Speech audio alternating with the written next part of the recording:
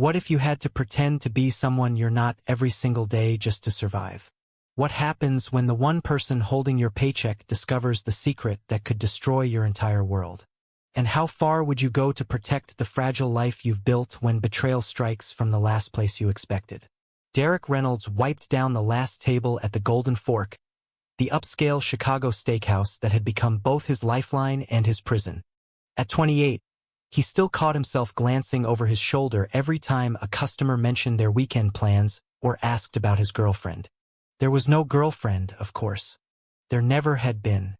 The truth lived locked behind a careful smile and a practiced laugh. The same truth that had cost him his family back in Indiana and nearly every friend he once had. Marcus Hale, the 45-year-old owner, strode through the dining room like he owned the air itself. Tall, broad-shouldered, with salt and pepper hair that somehow made him look distinguished instead of old.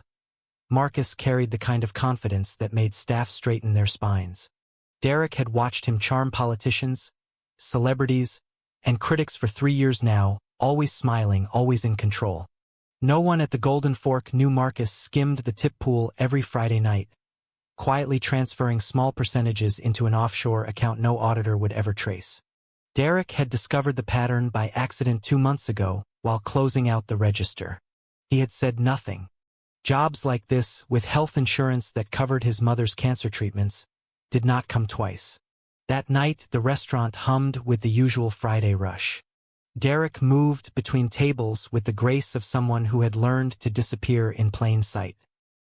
He laughed at the right jokes, flirted harmlessly with the wives, and never once let his eyes linger on the young investment banker who kept ordering extra wine just to talk longer.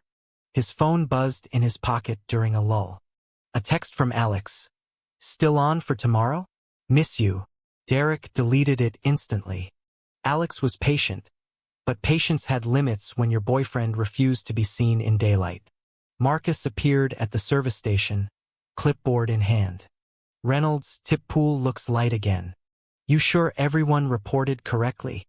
His voice was smooth, almost friendly, but Derek caught the flicker in his eyes. The same flicker he had seen in his father's face the day he came out at 19. Fear. Derek forced a nod. "Positive, sir. Maybe the new hostess miscounted." Marcus clapped him on the shoulder, a touch that lingered half a second too long. "Keep an eye on things. I trust you." Later, alone in the walk-in cooler, Derek let his shoulders slump. He had hidden his sexuality to keep this job, to keep his mother alive, to keep the peace. Now the man who paid his rent was stealing from every server, bartender, and busboy, and Derek was complicit by silence. The weight pressed against his ribs like a second skeleton. He pulled out his phone again, stared at Alex's name, then typed the words he could never send. "I think I'm falling apart." He deleted them too. The next morning, Chicago woke under a crisp autumn sky. Derek jogged along the lakefront, earbuds blasting music that drowned out the voice in his head whispering that he was a coward.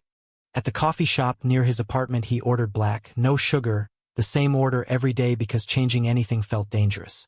The barista, a bright-eyed girl named Lena, slid the cup across with a wink. "You look like you need a vacation, Derek." He smiled the practiced smile. "Soon," he lied.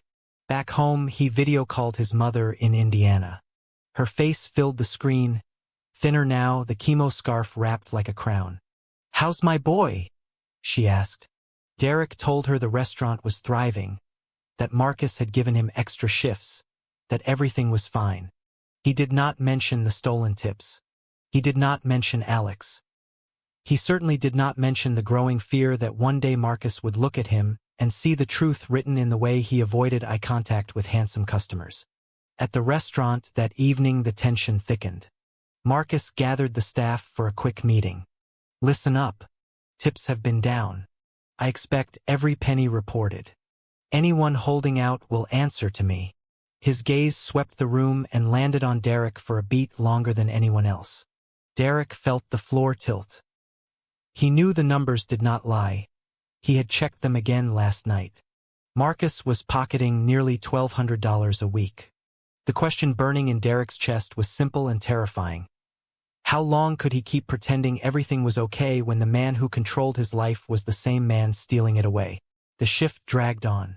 A regular couple at table 12 argued quietly about their son's coming-out letter. Derek poured their wine with steady hands while his pulse hammered. When he returned to the kitchen, Marcus was there, counting cash from the tip jar. Their eyes met. Marcus smiled the same smile he used on critics. "Everything all right, Reynolds?" Derek swallowed. "Perfect, sir." But nothing was perfect. The secret he guarded to protect his job was now tangled with another secret, one that could bring the entire house of cards crashing down. And the night was still young. Sunday morning found Derek at the small farmers market on Halsted Street, the one place in Chicago where he allowed himself to breathe.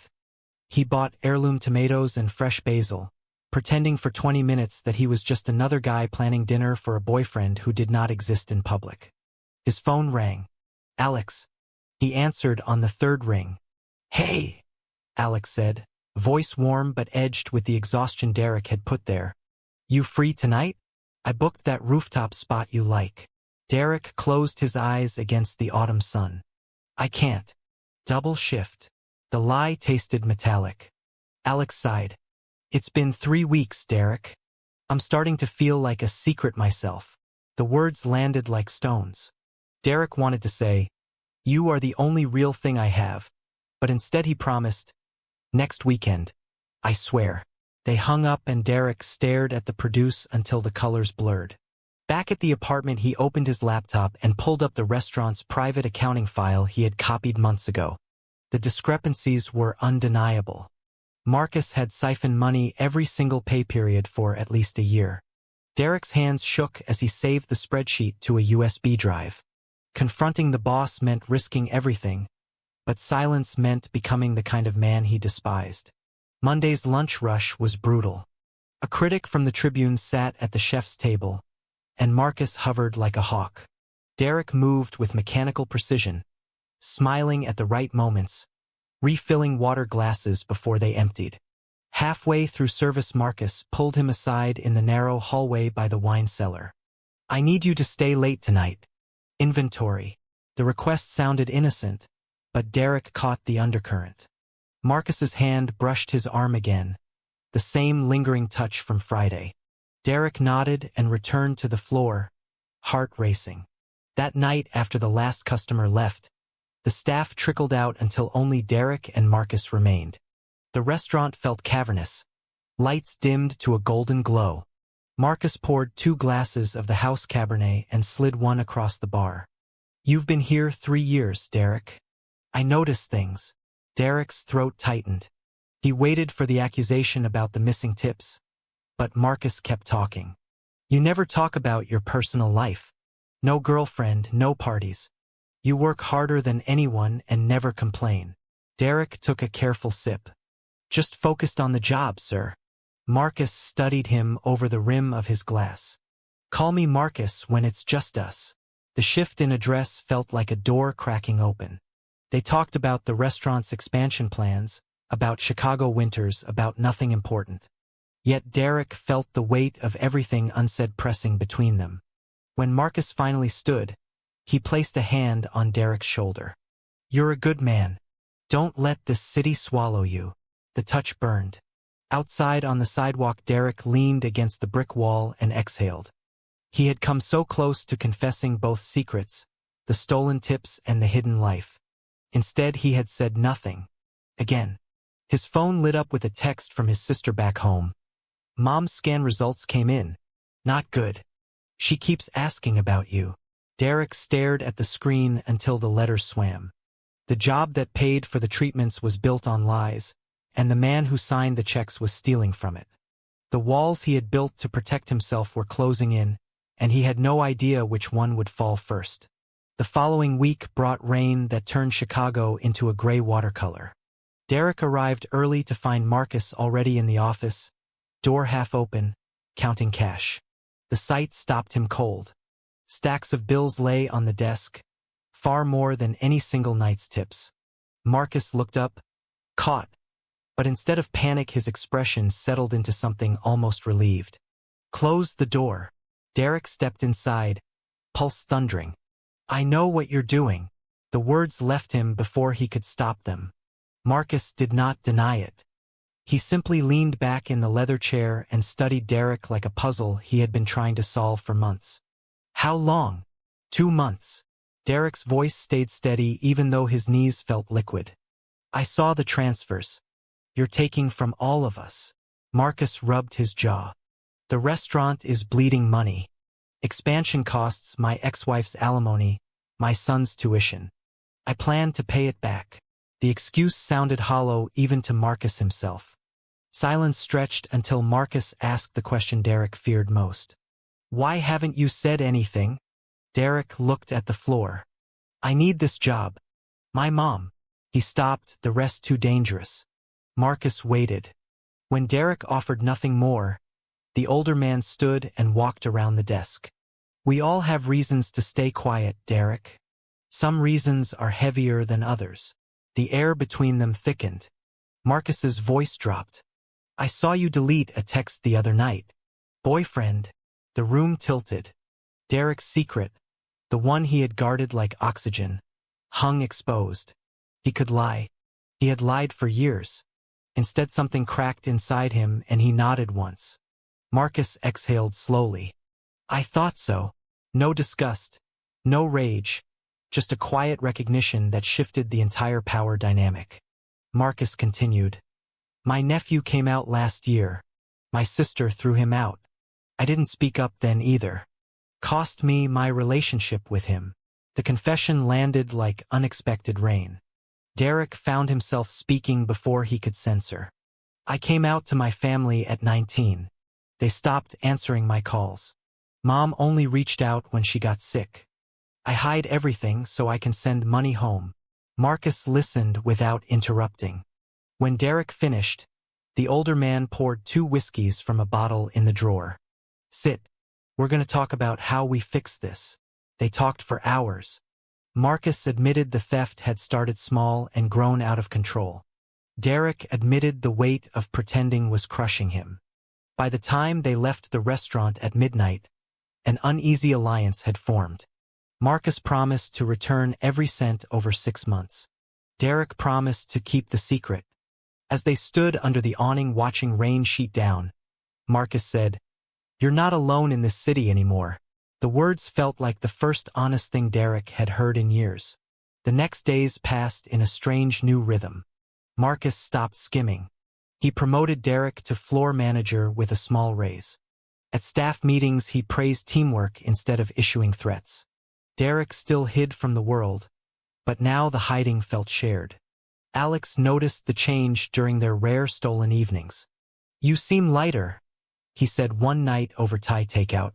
Derek wanted to tell him everything, but the fear remained. One secret had been shared with Marcus. Sharing with Alex meant risking the fragile peace. Then the first crack appeared. Marcus's ex-wife called the restaurant demanding money. The conversation Derek overheard through the office door revealed deeper fractures. Marcus had been hiding more than theft. His son, the one whose tuition he claimed to be funding, had dropped out and disappeared 6 months ago after coming out. Marcus's voice broke on the phone. "I failed him the same way your family failed you." Derek stood outside the door, heart aching with a new kind of recognition. The man who had once terrified him was carrying the same invisible weight. That evening Marcus found Derek in the empty dining room wiping down tables. "Walk with me." They strolled along the riverwalk, city lights reflecting on black water. Marcus spoke of his nephew's last angry text, of nights he lay awake wondering if blood meant anything when love was conditional. Derek listened and then shared his own story of the Christmas his father had told him never to come home. When they parted at the bridge, Marcus said, "I want to find my son. Will you help me?" Derek answered without hesitation. "Yes." In that moment, the power balance shifted again. The boss who stole tips had become the man asking for help, and the waiter hiding his truth had become the only person who truly understood. Chicago's wind carried the promise of winter, but for the first time Derek felt something warmer than fear stirring inside his chest. Helping Marcus search for his son became a secret project that filled their off hours. They met at Derek's apartment on Tuesday nights, laptops open, social media profiles scrolled through. Marcus's son, Ethan, had posted a single photo from Denver 3 months earlier before going dark. Derek used every trick he knew from years of careful online living to trace the account. While they worked, Marcus asked questions no one had ever asked Derek. When did you first know? How do you keep the loneliness from swallowing you? The answers poured out easier each week. One night Marcus brought takeout and a bottle of wine. Over dinner he admitted, I thought I was straight my whole life. Married, kids, the whole script. Then Ethan came out and something in me cracked open. I started noticing men differently. Never acted on it. Too scared. Derek's fork paused mid-air. The confession hung between them like a bridge neither had expected to cross. Marcus laughed softly at his own discomfort. Don't worry. I'm not hitting on you. I needed to say it out loud to someone who wouldn't judge. Derek felt the room tilt in a new way. Not fear, but a profound relief that someone else carried the same questions. They kept searching. 2 weeks later, a mutual friend of Ethan's replied to a carefully worded message. Ethan was in Boulder, working at a bookstore, living with a partner named Jordan. Marcus stared at the message for a long time. He's happy, he whispered. I was so afraid he'd be broken like me. The next morning Derek arrived at work to find Marcus waiting with 2 plane tickets. Come with me. I can't do this alone. Derek's first instinct was to refuse. Leaving meant risking the job, the tips, the fragile balance. Then he looked at Marcus's face and saw the same terror he had carried for years. Okay, he said. But we tell no one. They flew to Denver on a red-eye. The city sparkled under fresh snow. Marcus rented a car and they drove to Boulder in silence, tension thick enough to taste. At the bookstore, Ethan stood behind the counter, hair longer, smile brighter than any photo. When he saw his father, the smile vanished. Marcus stepped forward, voice cracking. I was wrong. I should have fought for you. Ethan looked from Marcus to Derek, eyes narrowing at their obvious closeness. Who's he? Derek introduced himself simply. Someone who understands hiding. The conversation that followed lasted hours in a coffee shop down the street. Ethan spoke of rejection, of running, of building a life anyway. Marcus listened without defending himself. Derek added pieces of his own story when the silence grew too heavy. By the end, Ethan agreed to a tentative dinner the next night. Marcus walked out into the snow looking 10 years younger. That evening in the hotel room, Marcus sat on the edge of his bed, hands trembling. I couldn't have done this without you. Derek sat across from him. You didn't have to do it alone. The air changed. Marcus reached out and squeezed Derek's hand once, a gesture of gratitude that lingered. Neither pulled away immediately. The touch was not romantic, yet it carried every unsaid thing between 2 men who had finally stopped pretending. Back in Chicago, the restaurant felt different. Marcus returned the last of the stolen money quietly. He promoted 2 other servers and gave everyone a bonus. Derek watched the staff relax and realized he had helped create that change. Alex sensed the shift too. During their next stolen night, he asked, What's going on with you and Marcus? You talk about him differently. Derek hesitated. He's going through something. I'm helping. Alex's eyes searched his face. Just helping. The question carried layers. Derek kissed him instead of answering, but the lie tasted worse than usual. The family call came 3 days later. His sister said their mother had taken a turn. Derek booked a flight home for the weekend, heart in his throat. Marcus drove him to the airport. At the curb he said, Whatever happens in Indiana, you have a place here. Real place. No hiding. Derek boarded the plane carrying those words like armor. In Indiana, the house smelled of antiseptic and old regrets. His mother hugged him with surprising strength. You've been sending money every month. I know it's hard. Derek sat on the edge of her bed and for the first time told her the truth about his life. Not everything, but enough. She listened, tears sliding down her cheeks. I was wrong to let your father speak for both of us. The forgiveness was quiet, imperfect, but real. When Derek left 2 days later, his sister walked him to the car. "Come back soon. As yourself." Landing in Chicago felt like returning to a different city. Marcus waited at baggage claim. The hug he gave Derek was brief but fierce. "Welcome home." In that moment Derek understood the unexpected ending had already begun. The man who once stole his tips had helped him reclaim his truth, and the truth was starting to set them both free. Winter arrived with the kind of cold that made Chicago feel like another planet. The Golden Fork stayed busy, holiday parties filling every table. Derek moved through the dining room with a new ease. The hiding was still there, but now it felt like a choice instead of a cage. Marcus had changed too. He laughed more, listened more, and the staff noticed. No one knew why and no one asked. One Friday night after closing, Marcus invited Derek to his penthouse overlooking the river. "Just to talk," he promised. The apartment was sleek, modern, nothing like the man who had once seemed untouchable. They sat on the balcony wrapped in blankets, city lights glittering below. Marcus spoke about Ethan. "He and Jordan are coming for Christmas. First time in years." Derek smiled. "That's huge." Marcus turned to him. "You made it possible. I was drowning in guilt and fear. You showed me how to swim." Derek felt the weight of the compliment settle warmly. "We showed each other." The silence that followed was comfortable. Marcus asked the question that had been hovering for weeks. "What about you and Alex? You still hiding him?" Derek stared at the skyline. "I think I'm ready to stop, but I'm scared of losing the balance we've built here." Marcus nodded. "Then let's build something new. Bring him to the staff Christmas party. I'll make sure no one bats an eye." The offer felt enormous. Derek agreed before doubt could creep in. The next day he told Alex everything: the tip theft, the trip to Boulder, the slow unraveling of his secrets. Alex listened without anger. "I waited because I saw you trying. Now I see you succeeding."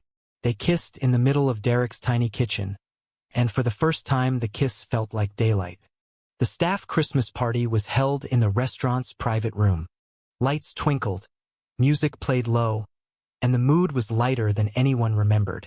Derek arrived with Alex's hand in his. A few eyebrows rose, but Marcus stepped forward immediately. "Glad you both could make it." The simple acceptance rippled through the room. Lena from the coffee shop, now working part-time at the restaurant, raised her glass.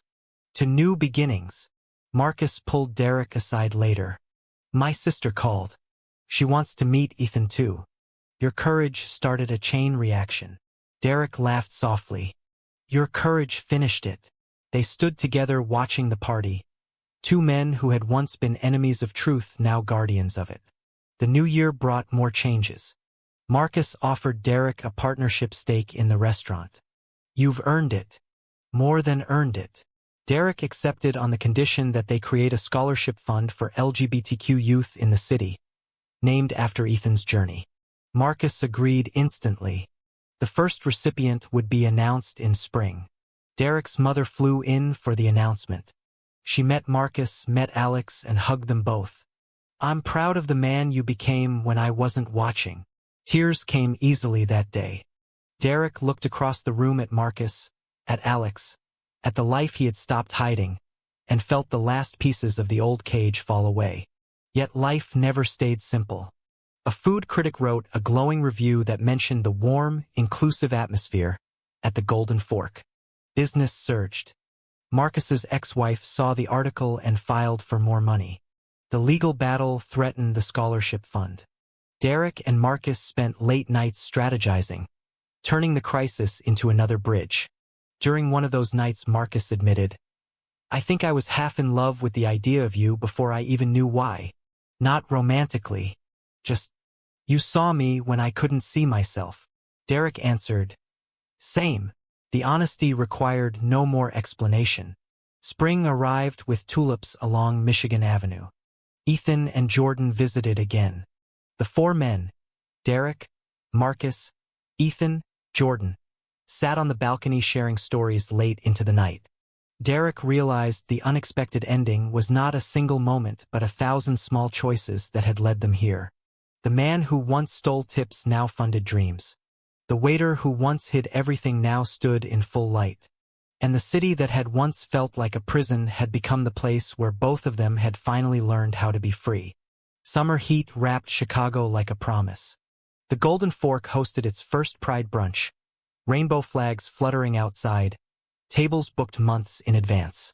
Derek stood at the entrance greeting guests, Alex beside him wearing a simple rainbow pin that matched Derek's. Marcus moved through the room like a proud father, shaking hands, laughing, introducing Ethan to longtime customers. No one whispered. No one stared. The world had not ended. In the quiet moment before service began, Marcus pulled Derek into the office. I sold the offshore account. Every cent went into the scholarship fund. Your name is on the plaque too. Derek stared at the man who had once terrified him. You didn't have to do that. Marcus smiled. I did. Because you showed me what real courage looks like. The brunch was a success beyond measure. Local news covered it. Derek's mother called from Indiana, voice bright. I saw the article. My son, the face of change.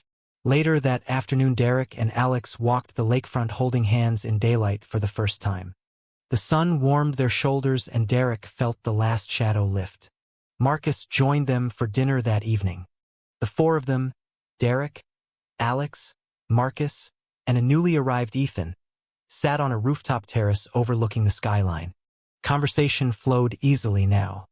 Ethan told stories of his bookstore life. Alex shared his work at the museum. Marcus spoke of expansion plans that included a second location focused on community events. Derek listened and realized every relationship in his life had been transformed by the night he chose truth over silence. As the sun set, Marcus raised his glass. To the night I got caught stealing tips and ended up stealing something far more valuable. A real friend. Derek clinked his glass. To the night I stopped hiding and started living. The months that followed blurred into a new rhythm of joy and ordinary days. Derek moved into a larger apartment with Alex. Marcus visited often, sometimes bringing Ethan, sometimes just to talk about nothing important. The scholarship fund awarded its first 5 recipients that fall. One young man wrote Derek a letter. Seeing your story gave me the courage to come out at work. I didn't lose my job. I gained myself. Derek read it aloud to Marcus over coffee. They sat in silence afterward, both understanding the full circle. Winter came again, gentler this time. On Christmas Eve the restaurant closed early for a private dinner. Marcus's entire family attended, including his sister and her husband. Derek's mother and sister flew in. Alex's parents joined too. The long table filled with laughter and stories. Marcus stood at the head and said simply, A year ago I thought I had lost everything that mattered. Tonight I see I was wrong. I just hadn't found it yet. Derek looked around the room at the faces that had once seemed impossible and felt a profound peace. The secrets that had nearly destroyed him had instead rebuilt everything stronger. The boss who stole tips had become the man who gave everything back. The waiter who hid his truth had become the man who helped others find theirs. Later, walking home through light snow, Alex slipped his hand into Derek's. Ready for whatever comes next? Derek smiled into the cold night. With you? Always. And in that quiet moment, under the same Chicago sky that had once witnessed his deepest fears, Derek understood the most unexpected ending of all. Sometimes the person who breaks your world is the only one who can help you build a better one. In the end, this story taught me that the heaviest burdens we carry are often the ones we refuse to share. Derek and Marcus both learned that hiding who we truly are doesn't protect us. It only isolates us until the right person sees through the mask. The real courage isn't in perfection but in the messy choice to be seen anyway. My advice? Stop waiting for the world to become safe before you show up as yourself. Start showing up, and the world slowly becomes safer because of it. The lesson is simple yet profound. Authenticity isn't a risk. It's the only path to the connections that actually matter.